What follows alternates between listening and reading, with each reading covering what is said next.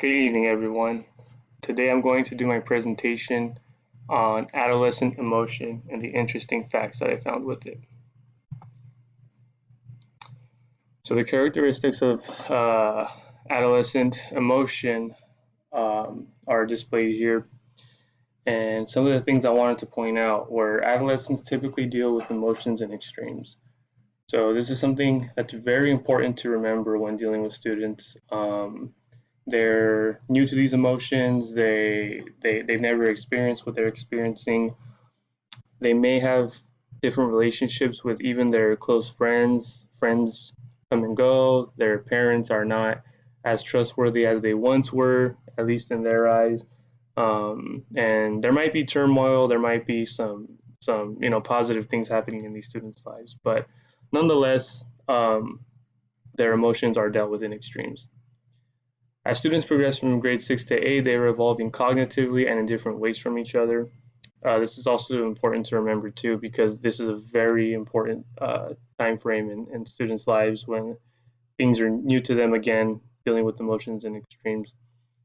It doesn't always start in sixth grade. It could start a lot younger, as young as fourth, fifth grade. Typically, sixth to eighth grade is when majority of students are usually going through these changes. Some don't experience them until later. Some experience them again a lot sooner. Emotions may vary, but one thing is constant. Emotions will have to be dealt with when dealing with these age groups. So again, there may be good emotions on some days and negative emotions on other days. Because some student might exhibit 10 different emotions at once, but regardless, teaching middle school and even high school students, you will deal with a range of emotions, especially as a music educator, given that these classes are structured a lot differently compared to their other classes. Next is there are not only emotional characteristics, but physical and social characteristics as well that contribute to the different emotions that young adolescents experience. So not only are their emotions just changing, there's so many other different aspects going on with themselves.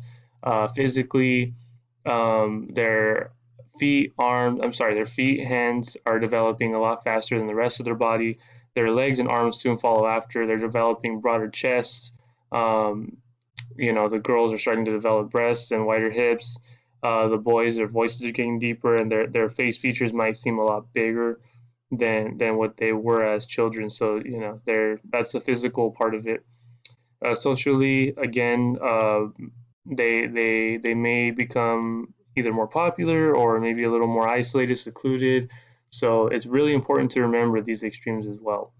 But those are the different ways that emotional characteristics are affected by the physical and social characteristics. Cognitive, physical, and social experiences play a huge role in students' emotional states. As stated, this is a very important time in their lives to develop all three of these factors. So next, what does this mean for music educators? We must get to know ourselves and our emotions before we get to know our students. So again, this would go for not just music educators, but any educator. Um, it's just important to know yourself and know what your triggers are and kind of work around them. Kind of build on your strengths and kind of work around your weaknesses. I think that would be one thing that I've been reading up a lot and something that I've noticed as well when researching this topic. Oftentimes, we feel like students are personally attacking us when they're expressing what they're feeling themselves. This is something that I've gone through my own personal experience working with students, not necessarily at a sixth or eighth grade level, because I worked with primarily third, fourth graders, but a different range of elementary students. And one of the mistakes I made was when teaching after school programs, teaching guitar specifically, was I would take it personally when a student was angry or whatever the case was, only to find out that there was something going on in their lives that I uh, that I didn't know about. So this is very important. Moving on, how music plays a role. Music is an intense experience, depending on how one experiences it. At this age, students are being exposed to the arts. They're being exposed to things that they have never, again, been exposed to before, whether it be positive for them or not positive for them. They're forming their opinions on these characteristics. I'm sorry, on these topics as they move forward. So music is one of those things that at this age, a lot of students really are prideful about. Students take things to extremes, identifying with oneself through music can promote a positive adolescent experience. Speaking from my own personal experience, this was definitely the case with me. I started playing guitar at 13 years old, and I before that I wanted to be a baseball player professionally, and that was my dream, my goal. Didn't really work out for whatever reason, probably for the reasons mentioned of physical development. I don't think I understood my body enough and understood my triggers. So I turned to music, and I would say that since then I stuck with it. I mean, I took it to as extremely as possible, and have even studied it and pursued it, and currently here getting my teaching credential for it. So one of the things I thought that was important too in the reading was having students become loyal to you as an educator, any educator, but as music educator specifically. I think this is really important because I think students, especially with music education, something that is may seem a lot less formal. They probably from again, this is just from just I guess a stigma, probably a native stigma. Maybe it's not true for all, but music educators tend to kind of get kind of the bad end of the stick, just because again the classes are less formally structured, and they may just seem it may just seem at a time to just mess around, to to not take seriously, to just make a bunch of noise with their instrument, a time to just express themselves, which again is very important in music education and directing a band, but there still needs to be structure. And I think getting the students to be loyal to you as a music educator is the only way you'll get structure in a music class. It was also stated in our text as well, in my text specifically. Students might be excited to partake in classes, so giving them reason to continue wanting to learn can make the world of a difference in their already changing world, in their changing lives. Sorry about that.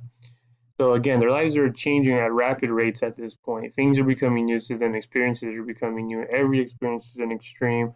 Um, and some of these students also too might not like the instrument that they're doing. So that they're playing. So kind of making the music class fun and making it interactive, and making the class structure applicable to every student, regardless of their skill level, is definitely a challenge, but one that is worth taking note of as music educators, or as a music educator myself, just because you can avoid a lot of issues and create a lot of camaraderie among the students. But again, this is something that only happens really through servant leadership.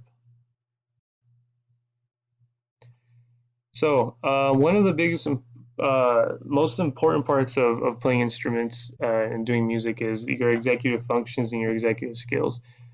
So, at this level of physical development, students are still developing, their bodies are developing, whether they're in the middle of development or they're starting to develop.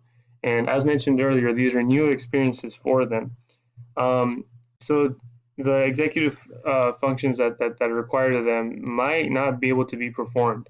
Examples of this might be, if a student is playing a baritone sax, for example, in the band, they might not be able to reach as far down with their hand, playing all the way that low to the floor, due to short hands. So they might play a smaller instrument. Typically, body types are certain instruments are assigned to them. I know in singing, for example, one of the things that my text mentioned were that the older the girls get and the more they go through their physical development, their voices go up, I believe, about an octave in 3 and 4 pitches, and voices, the men's voices, the young boys' voices, teenagers, um, their voices, I believe, go down. They change drastically. They go down about an octave and 6 and 7 notes. So it's a pretty big change that you see in physical development. But finding an instrument that one that the student wants to play and one that is appropriate for their size is very important as music educators. That way, students don't feel excluded and they feel like they are a part of the whole music creating process or the music performing process. Social developments. Music, again, it creates social environments, and it's necessary to make the environment as positive as possible for every student. And this is something I thought that was very important in adolescent emotion music because this can be the class that either makes them love music or hate music, or it might even make them want to do music in another way, through a school rock band or through a rock band or just more independently. At least that was the case with me. I personally wasn't a big fan of my band classes. I got into guitar and I got into playing rock music. I got into heavy metal, you name it. I was that kid, long hair, playing guitar and everything. But um, the social environment in my band classes and in my classes and when I was playing saxophone in middle school. Um, I didn't necessarily identify with many of the other students in their or the material. Um, I think that's something that a lot of instructors are doing now. Something that I see is that a lot of music educators are definitely being more culturally relevant with their material, and they cater to a lot of different styles. So this is something that is also important for social development among students as well. That that they're all performing something that they all like, something that they can relate to, something that's relevant for them. And even if certain students may not like the material, at least creating an environment is that is um, that is positive socially and is nurturing for these students through music is an important part of social development of uh, adolescent emotions. Cognitive developments. Cognitive functions are changing in these students, and brain development is one of the important aspects of emotional development. So, cognitive development is something that has obviously been studied a lot by many people, especially in music. There's been a lot of neurosciences that have studied and uncovered some truths about music and cognitive development. So I believe that creating, and not just my own belief, but studies have shown that the cognitive functions that music can can influence uh, are very important and excuse me, prenatal development, students kind of hearing what's going on outside musically, infant development, and throughout. But one of the most important developments that I've studied is adolescent development, and how music is really an important part of the cognitive process for a lot of students at this age. So making sure all the students feel safe and that they're able to learn music in my classrooms is something that I definitely want to do to foster their cognitive development. So the last slide is how can music teachers keep their emotions in check? So again, I think understanding oneself is very important. Understanding your triggers, as mentioned earlier. Um, Realize that music can be an emotional experience, or it could be the most boring experience. Um, and also, I think it's important for music educators to remember that not all students are going to like the class on one particular day. These same students might love it the next day, might hate it one day, and might feel different about it on different days. But the biggest thing to take from this is to not take it personal and to definitely go with the whole flow of the class.